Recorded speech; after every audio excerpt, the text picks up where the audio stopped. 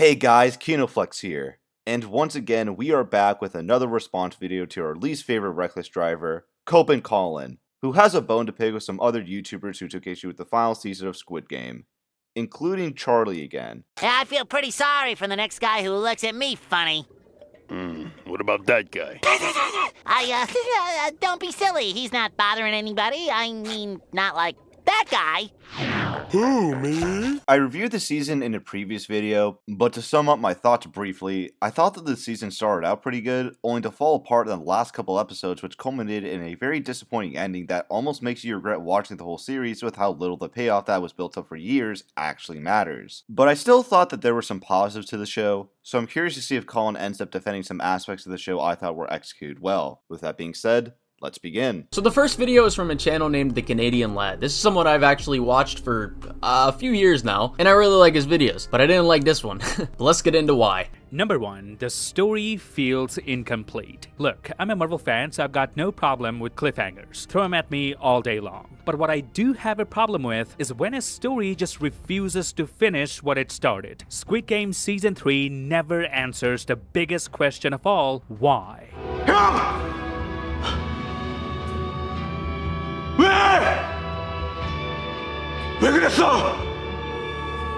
Remember back in Season 1 when Junho asked the frontman that same exact question? Well, 3 seasons later, you'd think someone would finally give us an answer. But nope, Inho just dips. No explanation, no closure. Just leaves without answering the question. And what this does is it robs Junho from getting any closure. We've been waiting 2 whole seasons to see this emotional payoff. And instead, what does he get? A random-ass baby and a pile of blood money he didn't ask for. He's an honest detective who doesn't care about the money. Neither does the baby hold any emotional significance to him. Yes, he'll probably figure out it all came from his brother Inho, but the real question still hangs in the air: why? Why did Inho, who actually won the game, choose to come back as the frontman instead of walking away? And that's exactly why the finale felt so hollow. It was missing that final face-off between the two brothers, which could have been something epic. Even one simple line of dialogue from Inho, like "I started enjoying the killings," would have been an answer. That would at least give Junho some peace of mind of knowing why his brother did what he did. So this is like far and away the most common complaint of the show that I've heard, and there's been different varieties of people saying basically the same thing. And personally, I do think they could have concluded the detective story in a more satisfying way. But my issue with this part of the show is not that we never get an answer to the question why, because we did. Anyone who died was simply a player who lost the game.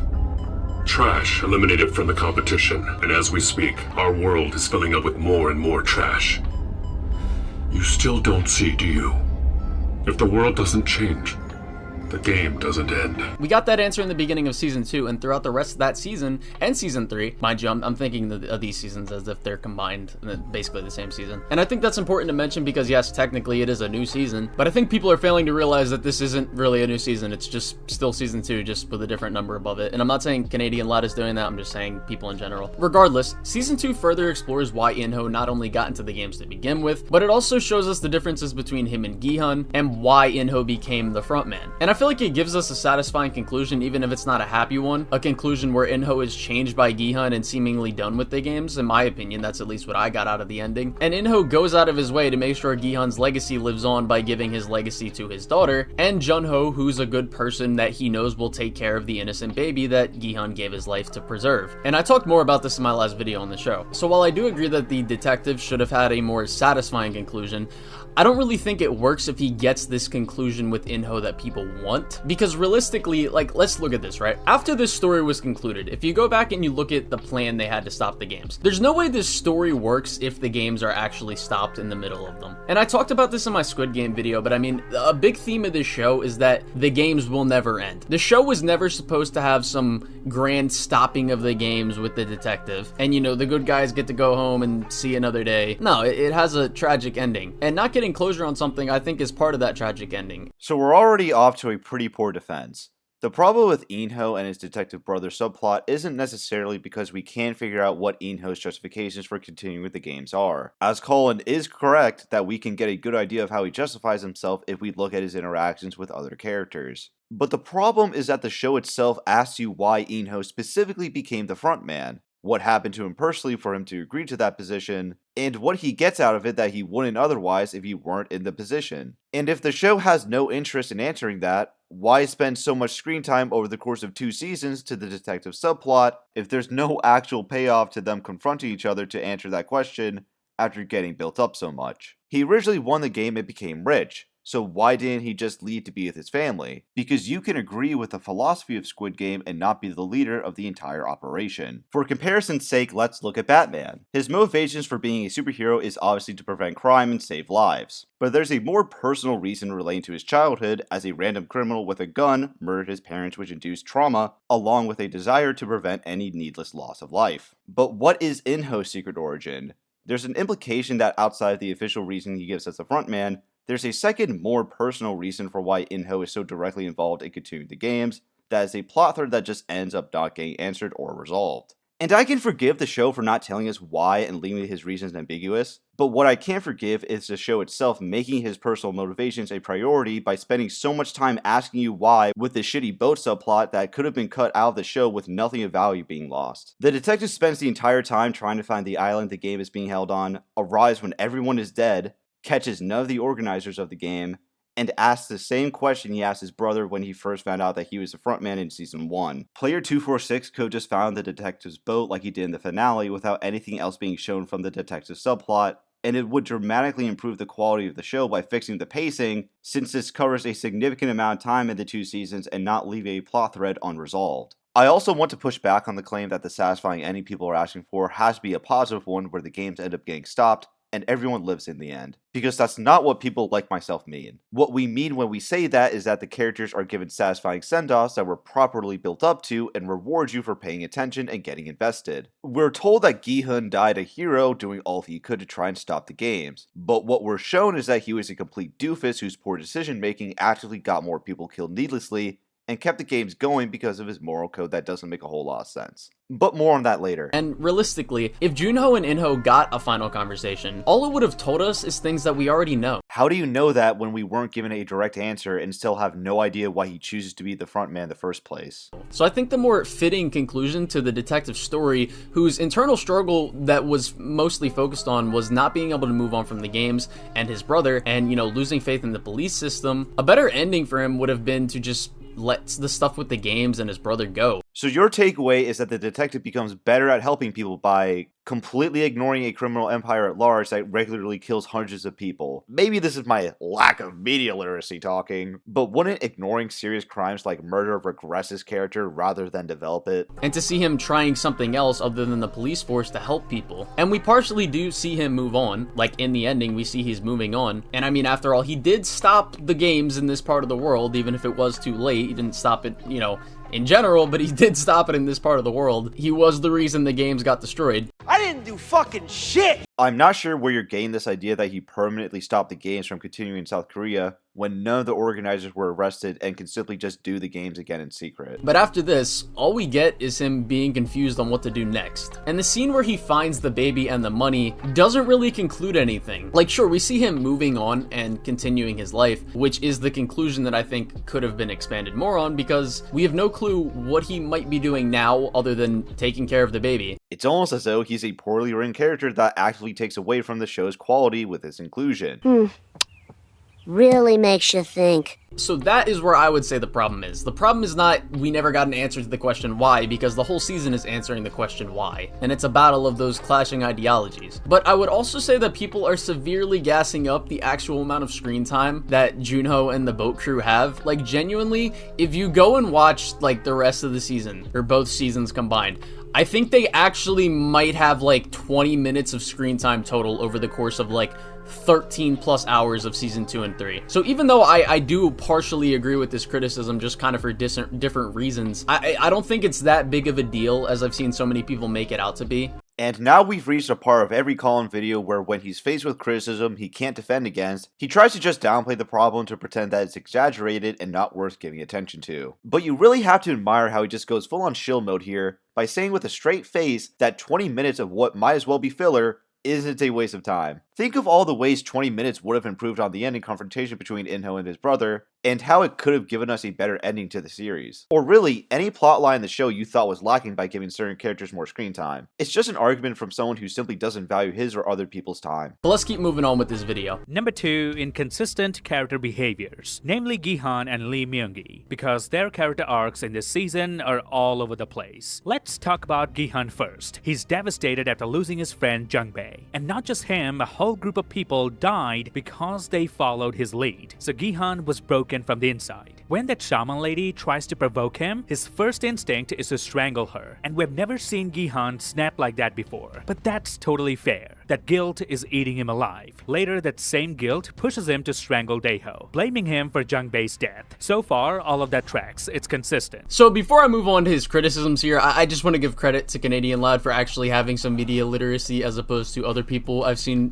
think that Gi-hun acting this way makes no sense, and it's genuinely stupid to not understand why Gi-hun crashes out in the beginning of the season is acting this way. Unfortunately though, I wish Canadian Lad would have understood the rest of what he's about to criticize. Gyun is spiraling and it shows. But then, things get weird. The frontman gives him a knife and straight up offers him the chance to kill everyone in their sleep. Now, based on where Gi-hun's mental state is at this point, he should have no problem stabbing player 100. And yet he hesitates. He imagines Sae-byuk telling him not to do it. And that's where things start falling apart. Because wait, what happened to the guy who just killed Daeho a few episodes ago? Gi-hun already crossed a line, emotionally and physically. So why pull back now? So which one is he supposed to be? A righteous soul who can't bring himself to kill? Or someone slowly being consumed by the game, losing more and more of his humanity? You can't have both. And that's the part I'm disappointed in.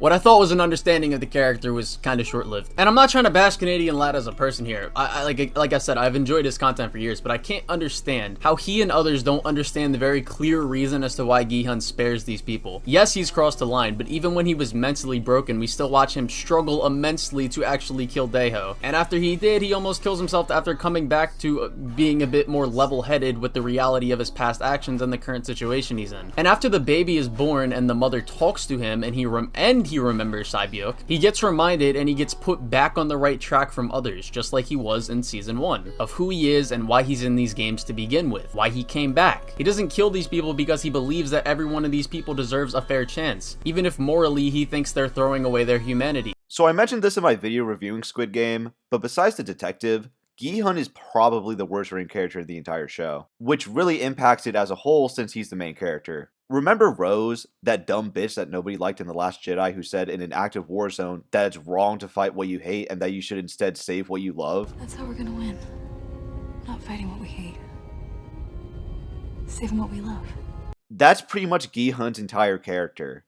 Yes, he's written to have noble intentions, but that doesn't make him a smart character who makes the decisions that make the most sense at his disposal, which leads to him being neither consistent or rational because he not only fails miserably in ending the games, but he's also a big contributor in getting more people unnecessarily killed, including himself in the end by provoking all the other remaining players into attacking him, instead of taking their deal and refusing to let one scumbag die who was previously trying to kill him because it's somehow unfair. Now obviously he defends himself in the event that they are actively in that very moment, in the exact moment, trying to kill him, which is why we see him stab one of the guys in the final game. But that doesn't mean killing them unfairly is the right thing to do in Gi-hun's mind while they're sleeping. He's waiting until the very last moment until they basically force his hand. Even when Myung-gi was like dangling on his coat about to fall to his death, Gi-hun still didn't want to let go. What does a fair chance even look like in the context of the final game, Colin? These people need to die or they all die. Those are the rules. If he wanted to save the baby,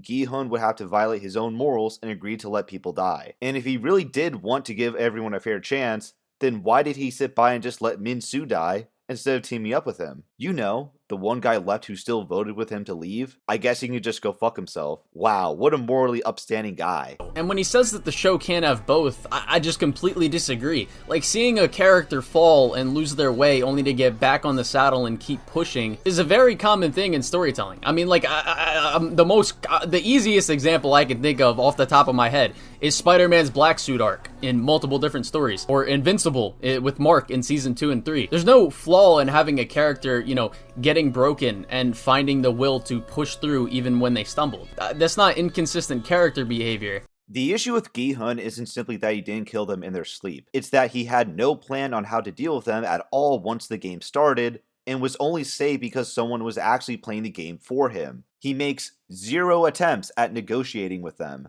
trying to bribe them, or anything. Again, as I mentioned in my video, these guys are desperate for money, while Gi-hun is not. He can potentially get out of this situation by offering them the money he already won in the previous Squid Game, as well as the money he'll win in the one he's currently in. But he's mute like an idiot for almost the entire time. There's very clear cause and effect to why Gi-hun is changed in the beginning of Season 3 and why he is changed again as the Season 3 progresses. Again, Colin, the problem is that he had no plan on how to deal with the other players and didn't even try to reason with them. Without player 333, it was impossible for him to get out of that situation otherwise. And if he has no plan on how to deal with them, then it makes no sense for why he would even spare them and allow himself to be put into that situation. Now let's talk about Myung-gi. In Season 2, this man had people cheering for him. But in this season, he was this close to killing his own baby just to survive. Now I know some people might say, come on, he wasn't really gonna do it. It was just a bluff to shake Gi-hun. Okay, maybe. But even as a bluff, that's a massive shift from the guy who once looked Junhee dead in the eyes and said this. 네가 나를 죽여. 게임 시작되면 너 찾아갈 테니까 그 칼로 나 찌르고 너 여기서 나가. 그럼 너랑 아이는 살 수 있잖아. And during the jumping rope game, he offered Junhee no help once he realized she has a fractured ankle, while Gi-hun kept motivating Junhee till the last second. Some can also argue that the death of Junhee had a major impact on Myung-gi, and that's why he changed. But that's not true either. He was already on a killing spree during the hide-and-seek game, when Junhee was still alive, which resulted in another needless death, by the way. And keep in mind, this is the same Myung-gi who was traumatized after killing Thanos in Season 2. The same guy who could barely function because of the guilt. Junhee literally had to sit him down and tell him to pull himself together, to move on and be normal again. So what happened to that guy? How did we go from remorse and regret to cold-blooded killer? It doesn't track. It's not growth, it's not a descent into darkness, it's just inconsistent. Myung-gi keeps flipping between hero and villain depending on what the plot needs in that moment. That's not character development. It's just plain sloppy writing. So this criticism is something I've already partially responded to in my last video, so I'll just play a quick clip from that and then respond to the extra stuff that my video doesn't respond to. Dude, now like I said, I've seen criticism that it was, bad for this guy who could have maybe been redeemed to just turn into a raging psychopath and then die, but him turning into a psychopath right here and him crashing out essentially, this isn't out of nowhere. Yeah, sure, he seemed, cool and collected and tactical about things, but at multiple points in Season 2 and this season, because, they're combined, we see the foreshadowing that this guy is not going to be able to change. And I do think he genuinely cared about Junhee. And the reason I say this is because after Junhee dies, he changes his vote from wanting to leave to wanting to stay. But I don't think he actually cared about their baby. I mean, hell, he wanted to abort the thing. I think these two scenes are crucial to understanding this. One, in Season 2 where he asked Junhee to combine their shares, pay off their debts, and, live a life and invest their money in some new stock deal. The same kind of thing that made him lose all his money to begin with and got him in there in the first place and kind of destroyed him and Junhee's relationship. And the second scene is this. For you and our kid. It's that easy for you to kill someone. Yes. I'd do anything for you and the reward, even if it meant killing everyone. And I'd do anything to keep my baby safe. You notice how in that line of dialogue he says, I do anything for you and the reward. Like, yeah, sure, he mentions the baby, but that's because that's what Junhee wants to hear. When he says, I do anything for you and the reward, that is where we see where his motivations lie. But when Junhee dies, all he has left now is the reward. And yes, while I do think he would have saved the kid if he had the chance, and by chance I mean not being him or the baby, then as we see, having a stable future where he doesn't have to deal with, the same kind of people or the same kind of thing that got him in the games to begin with was more important to him than his own child. Now, Canadian Lad also says that Myung-gi was traumatized after killing Thanos and that he could barely function, and Junhee had to sit him down and tell him to get it together, to move on and be normal again. But this just isn't true at all. After all that happens, yeah, we see Myung-gi sitting there and taking in what he just did, but all Junhee says to him is this. 이따 불 꺼지면 바로 숨어. 무슨 일 생겨도 절대 나서지 말고.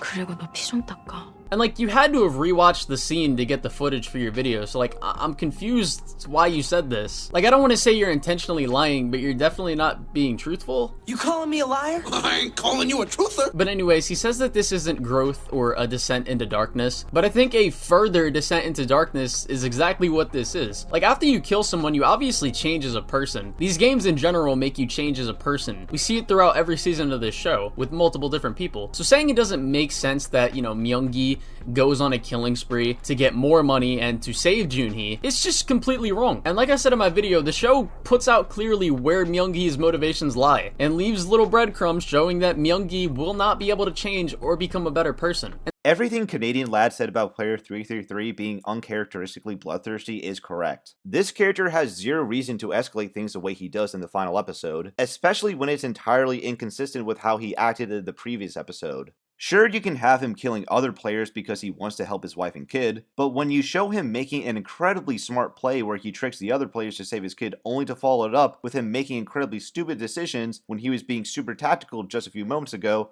that's where I draw the line. Instead of waiting to kill player 100 in the last round, he kills him in the round before for no reason when he could have easily overpowered him and the other guy who was already a bloody mess. But then he follows this up with an even dumber decision, which is to hold his child hostage instead of simply asking Gi-hun to kill himself, which he'll have no choice to do if he wants to both save the baby and not want to kill anyone. Player 333 practically has the win given to him on a silver platter here, if he at the very least pretends to be a caring father for the baby and not try to kill it immediately. Even if you want to say that he never won the child in the first place, it's still his kid, and he would get the baby's money because he's the dad and the baby is incapable of physically accessing the account. But even if you think that he has to try and kill his own baby no matter what because that somehow makes the most sense to do, his plan still stinks because he never just has Gi-hun jump off the final tower while holding his own baby hostage. Much like Gi-hun, the writers just have player 333 make the worst possible decisions he can at this moment to get the desired result that they want when he has better options at his disposal. Number 4, creator versus audience. It honestly feels like Dong-hyuk Kwang, the writer and director of Squid Game, was answering questions the audience never asked. In other words, Dong-hyuk Kwang and the audience don't seem to be on the same page. We wanted closure, we wanted meaning. We wanted to understand why all of this happened. But instead, what we got was a full-blown exploration of humanity versus evil. Which, okay, could have worked if it had been handled with more weight, more payoff.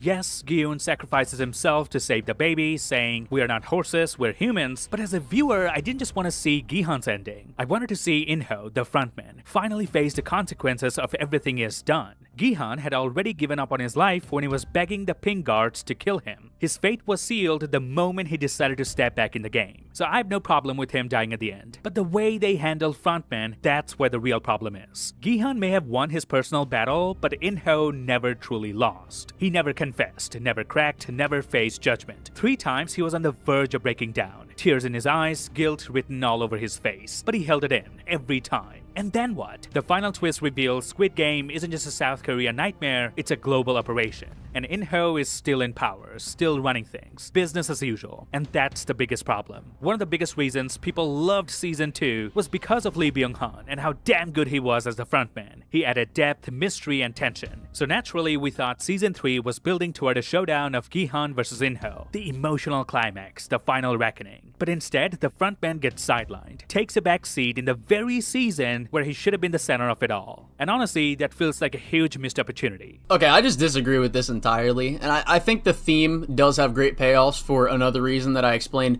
in my video, especially with In-ho. Now, I would play a clip from that video, but with the way that video is structured, it would be kind of redundant to play like 8 minutes from that video, especially if you're someone who's already watched it. So instead of responding to things that I already have, I'm going to just say, watch that video if you want my take on, you know, the stuff that I'm not about to respond to. But I will talk about something that I didn't go over fully in that video. Yes, sure, you can say he faces no legal consequences, but he does lose in the sense that Gi-hun made an impact on him and changed part of his worldview. And he does face judgment. He knows he faces judgment from Gi-hun, and he knows he lost to Gi-hun. And the final scene we get with him doesn't necessarily imply that he's still running things business as usual. If anything, I got the complete opposite interpretation, as he looks so disappointed and surprised by the fact that the games are not only still going, but they are also happening all around the world. And the final scene isn't just a cliffhanger for a spin-off like so many people like to redundantly explain it as. It's the final message of the show saying, You still don't see, do you? If the world doesn't change, the game doesn't end. Another thing Canadian Lad says is that Inho is sidelined. And I mean, like, sure he is in, like, the literal sense, because that's literally his role in the games, is to watch from the sidelines, and, like, yeah, I guess he's more like a coach, but, like, regardless. It's not like he's still not actively trying to break Gi-hun. Like, he's still the second most prevalent figure this season when it comes to character work and the themes it's presenting. I don't see how you can look at the ending and at all conclude that Gi-hun won in the end, because not only did he fail in his mission to end the games, but you can also conclude that the frontman proved his philosophy wrong at several points, even if his own philosophy is wrong. Gi-hun's reasoning for wanting to end the games is because he thinks the organizers force people to do terrible things to each other for money. The frontman counters this by saying that the games are simply an opportunity offered to players that reveal people's true awful nature because of their willingness to even participate and allow people to die. In these 2 seasons, they even changed the rules to make it easier to stop the games continuously. But Gi-hun still can't convince the majority of people to quit, which just proves them wrong of everyone being a good person, as the players willing to stay are aware of the risks and consequences of participating, but just don't care. And that unwillingness to acknowledge this fact is what gets him and most of the innocent players following him killed by not accepting that some people are in fact a lost cause, and that bad people do exist. You yourself even admitted previously, Colin, that players like 333 are inherently bad and can't be redeemed, which directly counters Gi-hun's philosophy. So really all Inho needs to do in his mind is come up with a better method at recruiting the scummiest people in society who deserve to be in the games instead of innocent people who are simply in bad circumstances. Don't like babies competing in the games? Then don't have poor pregnant women compete in the first place. That way he would prove Gi-hun wrong by improving the game and having it work as he intended, rather than just ending it. But the most honest takeaway you can have is that the show proved both of their worldviews wrong, since it amounts to naivety versus pessimism. But for some reason, the show acts as though Gi-hun's worldview is flawless and doesn't have any holes in it whatsoever. Regardless, having the payoff to conclude your show be that the main villain perhaps changed his views is just a shitty ending. And I'm well aware that the frontman has a high likelihood of appearing in whatever continuation of Squid Game there is, but any continuation that gives him an actual conclusion to his character is simply the original ending of the show being fixed and wouldn't suddenly make this a good ending. The next part of his video is him talking about some of the same things and stuff that he would change about the season and like fix per se. And the first change he makes is just him saying that the detective deserved more in his ending, which we already went over, so I'm gonna move on from that and move on to the next stuff he says. I also wouldn't have made Gi-hun turn into an outright killer just because Daeho dropped the ball with the ammo in season 2. Because it's pretty clear Daeho had a rough childhood with an abusive father who wanted him to join the Marines, but he never did. He always loved being around his sisters, and that's how he was so good at playing Gongi. So instead, I would have had Daeho sacrifice himself to protect this group of 3 women, because he could see his sisters in them. This would also work as a redemption arc after what he has done in season 2. I mean, sure,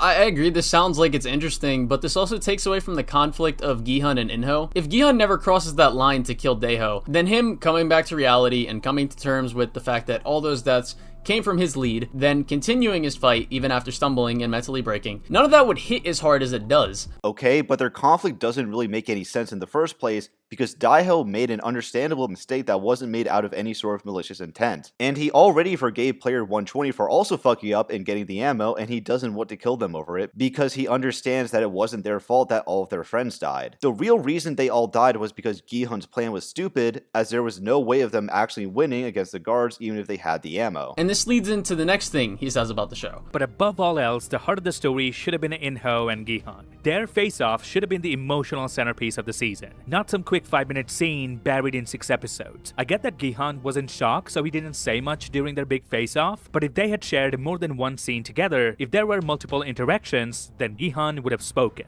He would have asked Inho the question we've all been asking since season 1, why? Why are you doing this? I trusted you so much, how could you do this? I killed Daeho for no reason because you were the real traitor. And if we had gotten that moment, I think the entire season would have hit very, very differently. I don't think it hits differently at all. And this criticism actually just makes me upset because we do get more scenes with Gi-hun and Inho throughout the entire season. Every action they take is going against one another's ideal and worldview. And basically everything they do is for one another or a result of something the other did. Just because they're not literally in the same room together doesn't mean they don't share scenes. And I'm gonna say this again. Gi-hun at this moment, as well as the audience, already know why Inho is doing this. No, we don't. We have no idea why he personally wants to be the frontman, as I explained at the start of the video. Your personal headcanon is not a definitive answer to his motivations, Colin. Like, the show has answered this question since the beginning of season 2. Gi-hun doesn't even need to speak in this scene because all the words, everything we know he's thinking is all on his face and body language. And when he's given the knife, he chooses to keep upholding his ideals. This is another scene they share together. Gi-hun targets and ends up killing one of his friends because he blamed them for fucking up because they had PTSD. And yet the most we get out of this scene, where he's face to face with the guy responsible for said deaths in both this game and the previous game he was in, is him taking a knife from him. That's really it? Gi-hun doesn't even ask him why he pretended to be a player in the first place. That's how bad the writing here is. He literally answers Inho's question where he says, "Do you still have faith in people?" without even saying a single word. Not everything needs to be spoken or told to the audience directly. You're honestly telling me that a better interaction between the two couldn't be accomplished? You could have had a discussion on the nature of humanity like he did with the old man in the finale of season 1. But nope, instead we just get a massive missed opportunity. The only reason you're bringing up symbolism of the conflict and how you interpret it is because it takes attention away from you acknowledging the conflict we actually got, which was a total letdown. The symbolism doesn't even make sense anymore, because at one point it says that if you kill your enemies, they win, only to walk that back by saying sometimes you can kill your enemies and still win, so you don't even have a point in that regard. But anyways, that's the first video down. Now I'll move on to the next video. And this video is from Moist Critical, Charlie, Penguin Zero, whatever you want to call him. So let's get into that. He spends 2 seasons. He dedicates like his life to trying to find this island, trying to find his brother, only to find the island, do nothing. And then, like, the final, montage here, it's like a happily ever after for him, where they're talking about, like, man, what are we going to do now that we succeeded in, finding all this? It's like, what the fuck? You didn't succeed. You actually did nothing. If you took the detective out of season 2 and 3 and everyone associated with, like, the trying to find the island, nothing changes.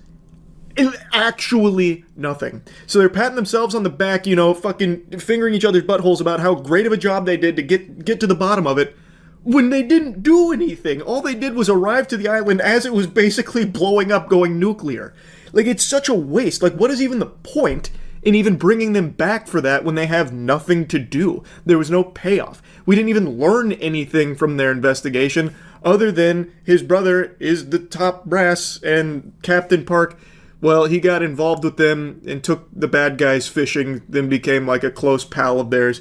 And then we learned like he was also in like gambling debt, which is how he even got there in the first place. But like, none of it matters. None of that matters. Now, I know I already talked about the detective, but I want to talk about what Charlie says specifically here. Him saying nothing changes, there's no payoffs, and we don't learn anything. Now, like I said, I agree with the payoffs thing. I think he could have had a more compelling conclusion to what season 2 and 3 did with his character, but I still disagree with what he's saying here because of a couple things. 1, if the boat crew was taken out of the season, a huge chunk of tension is completely ripped out of the show. 2, we would have never seen the character development of Woo Seok, the moneylender guy who was on Gi-hun's ass in season 1 and now he helps him in season 2 and 3. 3, we would never get to see how Junho's obsession with the island and his brother ruined his life and career, and not telling anyone that his brother was the leader until he was able to talk to him, which I think is an interesting character struggle, but I agree this arc doesn't have, a good conclusion because of what I said earlier in the video. And 4, like Charlie mentioned, we would never get stuff with Captain Pak, which I thought was really well done. Again, I think he added a lot of tension to these scenes that were already,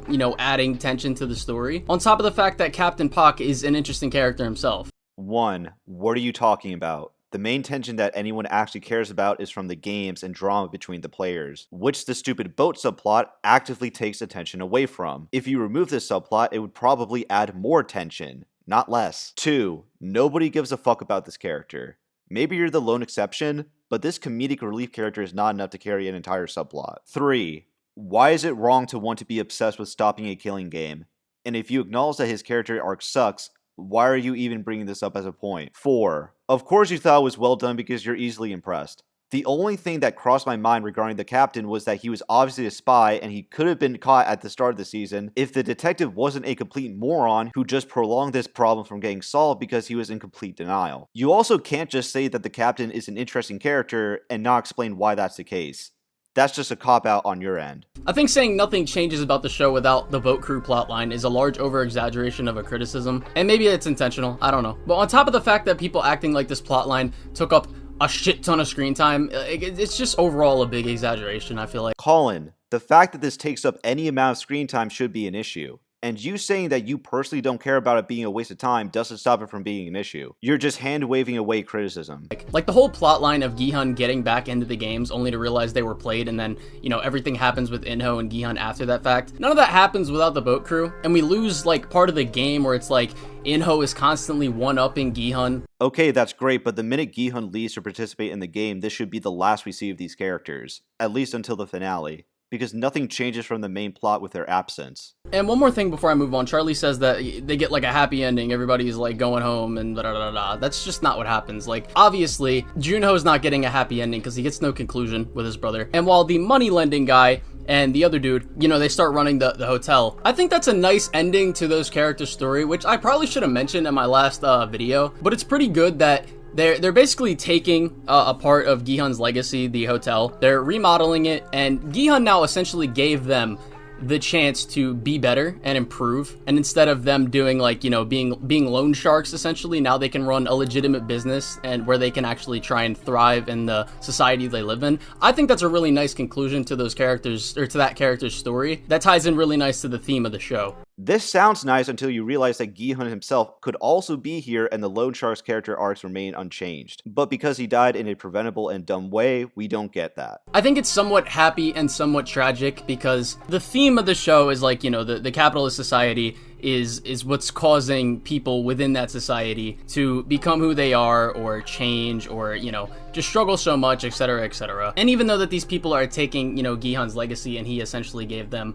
a second chance to be better, they're still part of that system that is causing people to end up the way that they do in this show. So I think it's kind of a mix of both. In this specific scenario, it's kind of a mix of like, yeah, there's a little bit of hope, but it's still tragic that, you know, the systems in place are not changing in the slightest. Colin, I don't even think you know what capitalism means, if I'm being honest. I understand that when you hear words that you've never heard before, it blows your mind because you think you're hearing something really deep. But if you seriously think that this is the only story that bitches about capitalism and it deserves tons of accolades for that, then I'm sorry, but you just need to watch more shit that actually has a good story to accompany the anti-capitalist messaging. The next part I'm going to go over in Charlie's video is where he talks about Daeho. Annex freaks out, gets too scared, and he freezes, melts down, and he doesn't bring the magazines, which inevitably leads to people dying. Well, in this season, we see the repercussion of that, which is Gi-hun hates him. And now we're seeing Gi-hun wants to kill him.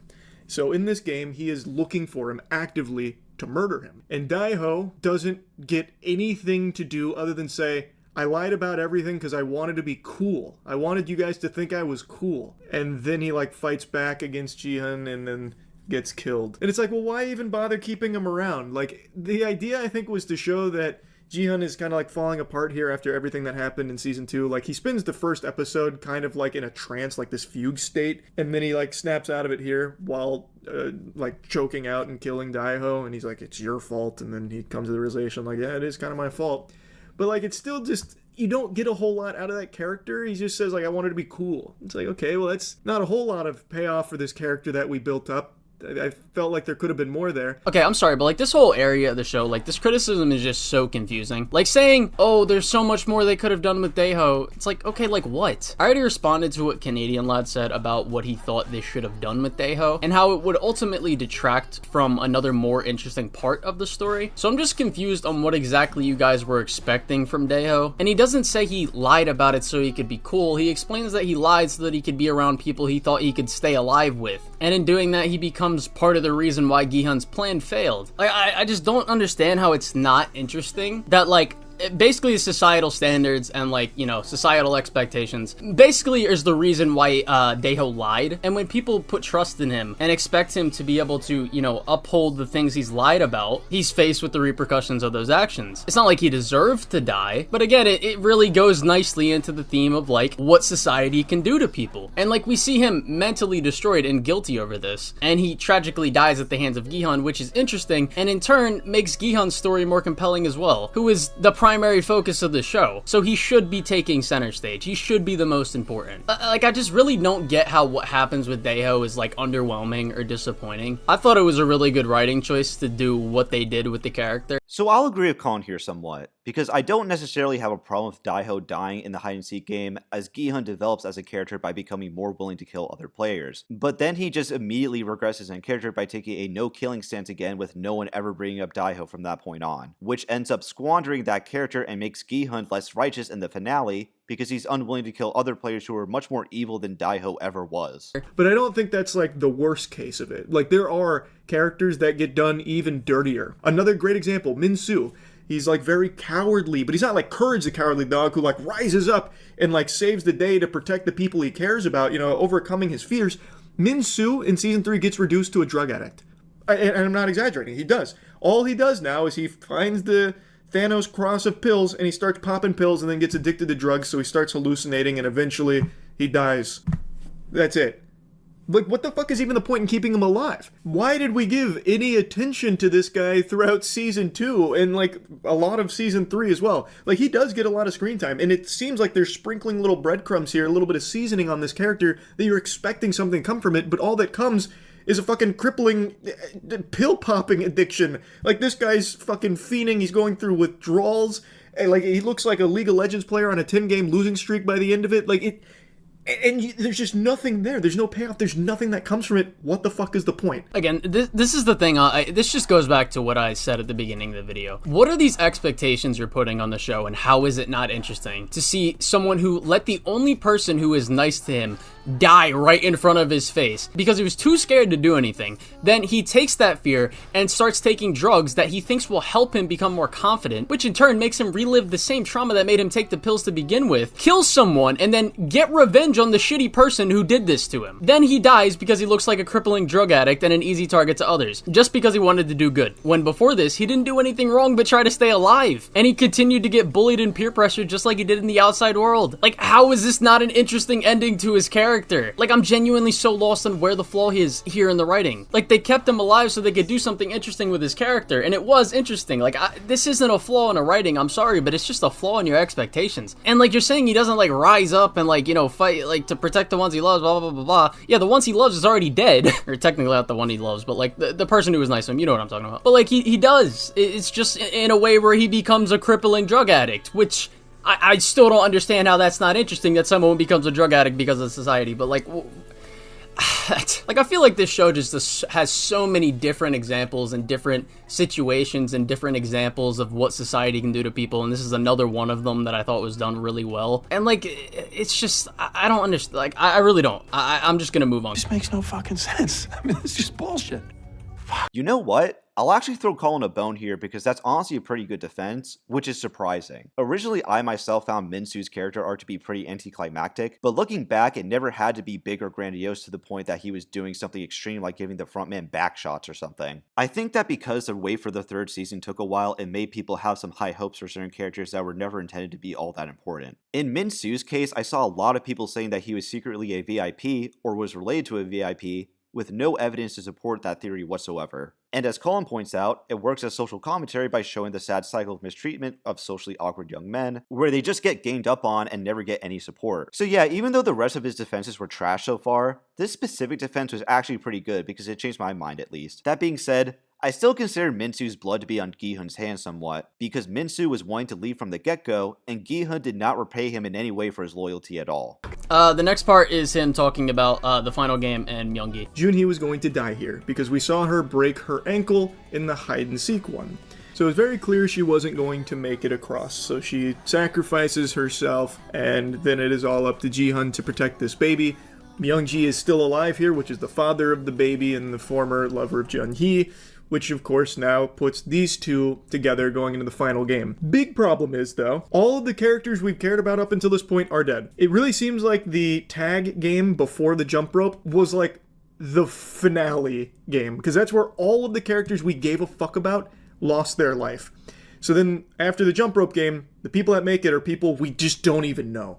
Except for like the older guy. That guy is still there in Myung-gi, But other than those two, it's just faceless nobodies. Like, it's just NPCs around here that we have not learned about at all, other than like a couple of glimpses here and there. So it takes a lot of the oomph out of the final game because you don't care what happens to them. This is another criticism I've seen people bring up, and I just couldn't disagree with it more. And it's also just wrong. Like, we have 4 characters to be interested in, with Minsu, Myung-gi, Gi-hun, and the baby. And the other players just add tension to what will happen to these 4. And I talked about why I thought it was a great choice to have this be like the ending set up in my video. And I'm gonna play a quick clip from that. I thought it was absolutely brilliant to have the final game have him be surrounded by people who are just some of the absolute worst left. Now I said earlier that we should be able to understand these people, but while I can understand that the societal systems in place and their experiences in life caused them to act this way, and that's kind of the tragedy of it, they still voted to move on to the next game. And like, a big part of this show is having a choice. They can still choose to do the right thing. So I still don't think it makes them right to choose greed over, more people being able to make it out of this alive. I can't say that they are 100% wrong, because we can't say this until we are in this kind of situation ourselves. Nobody can really. But each and every single one of these people go directly against Gi-hun's worldview and his morality. And the final person left is someone who could have changed and could have had a shot at redemption, but refused to change. And of course, I'm talking about MG Coin crypto scammer dude. Now again, the full video expands more on that, but hopefully that helps you guys understand like a bit more of where I'm coming from. And I think saying it's a flaw that 60% of the characters alive in the game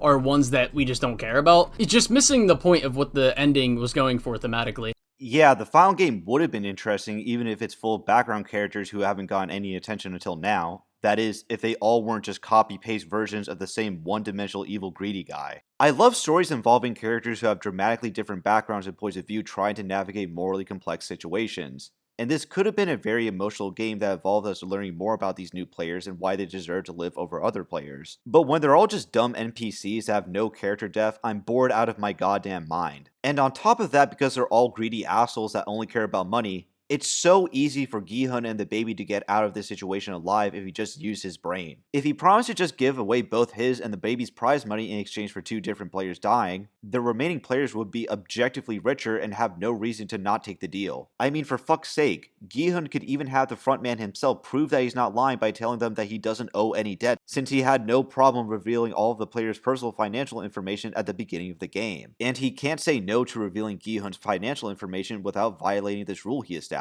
But of course, because the writing in this show sucks, none of this happens. And while I agree that the show is trying to communicate that even if you're not doing well under capitalism, that doesn't give you a pass to be a bad person, the show just doesn't communicate that theme well here at all, because there's no actual attempt made from the show's supposed voice of reason to talk the greedy players out of wanting to kill the baby. And even when the players are willing to cooperate with Gi-hun, he still rejects their offer, which just communicates that he's not even willing to allow them to make the better choice that they can make in that situation without all of them dying, which goes against his stated motivation of wanting to save as many people as possible. It creates a dilemma where the story and themes are at direct odds with each other. It contradicts itself, and I'm confused as to why more people aren't pointing this out when criticizing the show. And it unfortunately leads to Myung-ji becoming just a psychopath. Like, they build up this character, they have him be like kind of flip-flopping, going in a lot of different directions. Like, for a little while he wants to protect the baby protection. He does a lot of things, he even like sides with Gi-hun against the other group in like the final game, which is the Squid Game but in the sky. So he's like pushing people off, then betrays them in order to team with Yeon-hee and protect that baby together. And then he just becomes a psychopath. Like, going into the final part, after everything goes tits up, he just becomes a raving lunatic. And like, that's fine because they did kind of plant a couple of breadcrumbs throughout that kind of leads you to believe that could happen. Like, he is just all about the money and all of it's been fake. That, like, I don't have the biggest issue there, but the big issue arises in that final game where, again, you don't care about the characters, but also, like, he was so logical and like so like calculating. And then all of a sudden, Myung-ji just starts killing people on the second to last platform, knowing full well they need to kill someone on the last one in order to end the game. Why is he killing them on that platform? He could have just waited till the final one for that betrayal and gone from there. Well, not for the betrayal, but for like the, fucking piling up corpses. The big twist on that one, though, was one of the guys who they had beat up in order to drag to the final platform to just be like a easy sacrificial lamb.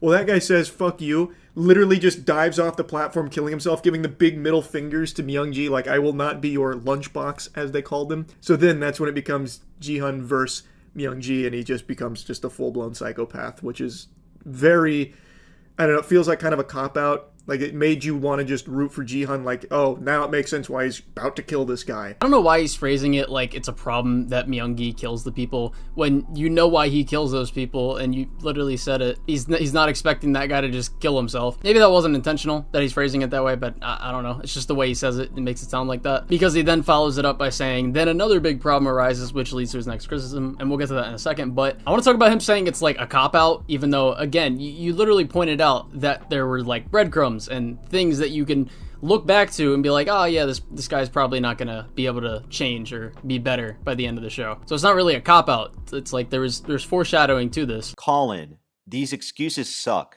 There is no reason why player 333 can't physically overpower the old man and a guy who can't even walk for the final stage. He is shooting himself in the foot by doing everything too soon when he loses nothing and gets the exact same results by just waiting a few minutes more. It's inconsistent character writing because this is a character who is established to wait for the right time to act, as seen with his entire plan for this game, which requires him to be patient. So why is he suddenly so impatient now? But then another big problem arises where they don't hit the button to actually start the game and he ends up killing him, so then it doesn't count, so then Ji-hun has to sacrifice himself so the baby wins. I like the idea of it. I like the theme of it, how the baby is like hope in the, you know, the midst of despair, and how Ji-hun, by sacrificing himself so the baby wins, beats the Squid Game, like full stop. He beats In-ho, like the puppet master. He wins by doing that. But it also was highly unnecessary if they had just at any moment across their scuffle decided to hit that button. I don't know why they didn't. Okay, this criticism is just like, bruh. Why are we expecting two people who are literally fighting to the death, one of those people watching the other about to drop a baby off a cliff as he's mentally deteriorating? Why are we expecting these people to be thinking tactically and logically right now in this very moment? Because the entire point of the show is to think tactically and logically to make it out alive.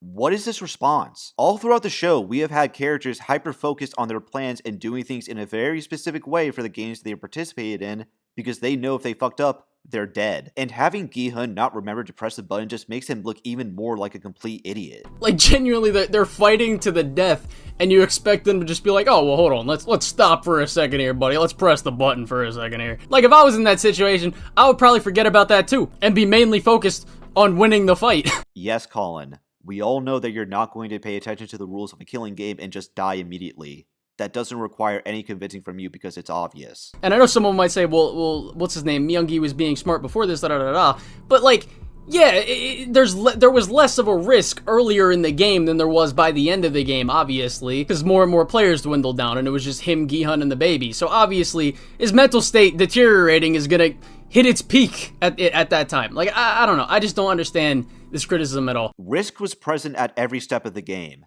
That still doesn't excuse player 333 being uncharacteristically careless. And since this was right before the final round, wouldn't this be more of a reason for him to not be careless since he can't afford to fuck up at this crucial moment in the game? Your defenses aren't even proving you right. That's how little you actually thought about this. That was the end of what I had to respond to with Charlie's video. And as I went to refresh myself on more criticisms from other videos, I realized that I kind of just responded to everything I wanted to respond to. No joke, every video I've watched, and I've watched like 6 of them total, including Charlie and Canadian Lad, they just largely repeat the same beats of criticism that this video and my other video have already responded to. So I just feel like this video would get really repetitive if I kept going at this point, so I'll leave you guys with a few things. 1, when you're watching reviews or responses, remember to think critically about what's being discussed, and don't let people, including myself, sway your opinion without understanding why you agree with it. 2, this and any other response video I make, most of the time, isn't to shit on these creators. It's because I care about media discussion and want things to be laid out truthfully, and for people to hear different interpretations and arguments that can be made for things. And 3, if you guys have any criticisms that I didn't address in this video, feel free to leave them in the comments and I'll do my best to respond to them. And that's the end of his video. I have little left to say other than that Colin doesn't practice what he preaches when it comes to thinking critically about arguments he hears or gives. And until he figures that out, most of his points aren't going to stand up to scrutiny. But before I end my video, I want to address a criticism I've seen thrown at me by some of Colin's fans who accuse me of not being an honest actor with these videos and that I'm only making them to grift. And I honestly don't see how I can be a grifter for making these videos when I genuinely enjoy making them and stand by the arguments I've made. Sure, they're the most well-performing videos on my channel, but I would be just as happy with them if they performed just as well as my other videos because I put in the same amount of effort into all of them. And I will admit that I will prioritize making these response videos over other videos I'm working on, but only because my audience wants me to prioritize making those videos. But I don't want my reputation to simply be the call and reply guy, so if you guys have any videos from any other YouTubers you would like me to respond to, just let me know, and I'll look into them to see if they're worth responding to. For instance, a lot of people have requested that I make a video on the Birdman, who I'm looking into since I don't watch his content. But the point is that I want to show you guys that I'm willing to do more. And if you guys have any ideas or requests for videos, just let me know. But those are just my thoughts. And if you guys have any of your own, then be sure to flex them off in the comments below. And if you enjoyed the video, then be sure to leave a like, share, and subscribe. Thank you!